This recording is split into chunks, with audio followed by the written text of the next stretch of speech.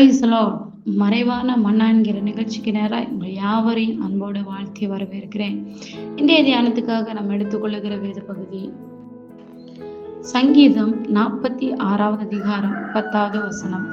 நீங்கள் அமர்ந்திருந்து நானே தேவன் என்று அறிந்து கொள்ளுங்கள். எனக்கு பிரியமானவர்களே, இன்று நாம் எல்லாரும் ஓடிக்கொண்டே இருக்கிறோம். ஜெபிக்க நேரம் வேண்டும், சாதிக்க நேரம் வேண்டும், அடுத்த நிலைமைக்கு போக வேண்டும் என்கிற பதற்றம் நம்மை துரத்தி கொண்டே இருக்கிறது. பைபிள்லேயே மிகவும் கடினமான கட்டளை எது தெரியுமா? அமர்ந்திரு என்பதுதான்.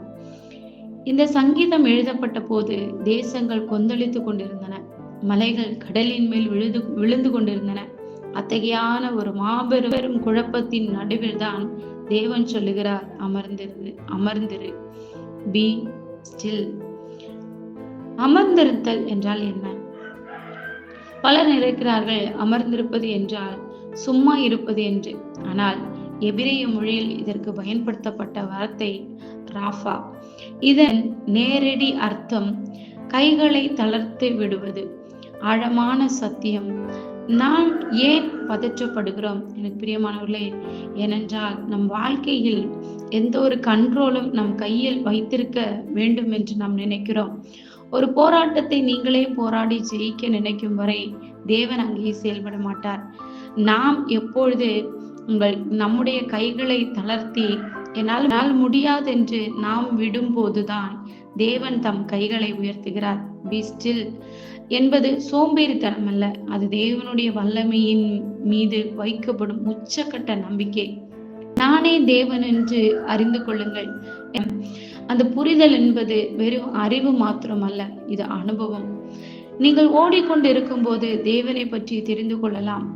இன்ஃபர்மேஷன் நிறைய கிடைக்கும். ஆனா நீங்கள் அமர்ந்திருக்கும் போது மட்டும்தான் அவரை நம்மளால உணர முடியும்.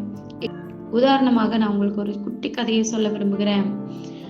தண்ணீர் அலைப்பாய்ந்து கொண்டிருந்தால் அதில் நம்ம பார்த்தோம்னா நம்முடைய முகத்தை நம்மளால அதில் பார்க்க முடியாது. ஆனா எனக்கு பிரியமானவர்களே, தண்ணீர் எப்போது அசையாமல் இருக்குமோ அப்போதுதான் நம்முடைய பிம்பம் தெளிவாக தெரியும். அதே போலதான் உங்கள் மனதில் உள்ள அலைச்சல்கள் குறையும் போதுதான் உங்கள் உள்ளத்தில் இருக்கும் தேவனின் உருவம் உங்களால தெளிவா பார்க்க முடியும். கடவுள் தன்னை அறிமுகப்படுத்த புயலையோ நிலநடுக்கத்தையோ பயன்படுத்தவில்லை. அவர் ஒரு மெல்லிய சத்தத்தை பயன்படுத்தினார். அந்த சத்தம் கேட்க வேண்டும் என்றால் நீங்கள் நிசப்தமாக இருக்க வேண்டும். இந்த வசனத்தில் அடுத்த பகுதி சொல்லுகிறது, ஜாதிகளுக்குள்ளே உயர்ந்திருப்பேன், பூமியிலே உயர்ந்திருப்பேன். இதன் ஆழமான அர்த்தம் என்னவென்றால், நீ எப்போது அமர்ந்திருக்கிறாயோ அப்போது உன் வாழ்க்கையில் பிரச்சனைகளுக்கு மேல் தேவன் உயர்ந்திருக்கிறார். நீ போராடுகிறதை நிறுத்தும் போது தேவன் உன் சார்பாக போராட தொடங்குகிறார். அமர்ந்திருத்தல் என்பது ஒரு போருடைய ஸ்ட்ராட்டஜி. எதிரி உங்களை சத்தமிட்டு பயமுறுத்துவான், ஆனால் தேவன் மௌனத்தில் ஜெபிக்க செய்வார். எரிகோ மதில்கள் விழுவதற்கு முன்னால் இஸ்ரவேலர்கள் 7 நாட்கள் மௌனமாக சுற்றி வந்ததை நினைவில் கொள்ளுங்கள். அந்த மௌனம் தான் மிகப்பெரிய ஆயுதம். 7 நாட்கள் அவர்கள் மௌனமாக சுற்றி வந்து 7வது நாள் ஆர்ப்பரித்த போது அவ்வளோ பெரிய எரிகோ மதில்கள் பூமிக்கு அடியில புதைந்து போனதாம். என்னை கேட்டுக்கொண்டு இருக்கிற அருமையான தேவச்சனமே, நம்முடைய அமைதியான சில சூழ்நிலைகள் கர்த்தருடைய காரியத்தை நமக்கு வாக்கிய செய்யும். அததான் யாத்திரையாகமம் 14வது அதிகாரத்துல நான் வாசிக்கிறோம், நீ சும்மா இருங்கள், நான் உங்களுக்காக யுத்தம் பண்ணுவேன் என்று.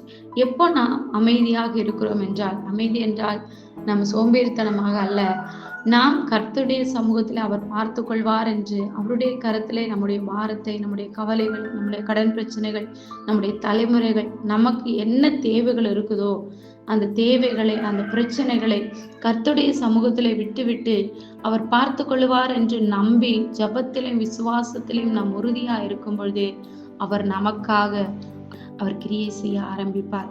பிரியமானவர்களே, அழைக்கழிக்கப்படலாம். கடன் பிரச்சனை, குடும்ப சூழல் அல்லது எதிர்கால பயம் உங்களை மாட்டலாம். நீங்கள் செய்ய வேண்டியது ஒன்றே ஒன்றுதான். உங்கள் கைகளில் இருக்கும் பிடியை தளர விடுங்கள்.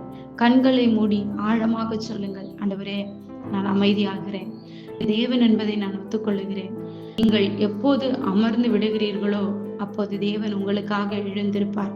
நீங்கள் அமைதியாக இருங்கள். அவர் உங்கள் உங்களுக்காக போர் செய்வார். நாம் போர் செய்ய போனோமானால் நாம் தோல்வியை தான் தழுவ வேண்டி இருக்கும். ஆனால் நாம் தேவ சமூகத்தில் விட்டு நாம் அமைதியாக இருக்கும்போது கர்த்தர் நம்முடைய சகல காரியத்தின் மேலும் அவர் அற்புதத்தை செய்கிறவராயிருக்கிறார். கண்களை மூடி ஜெபிக்கலாம். எங்களை அளவுக்கு அதிகமாக நேசிக்கிற அன்பின் பரிசுத்த பரலோக பிதாவே, ஆண்டவரே, இந்த நேரத்தில் இந்த வார்த்தைகளை கேட்டுக்கொண்டிருக்கிற ஒவ்வொரு பிள்ளைகளுக்காக ஜெபிக்கிறோம்.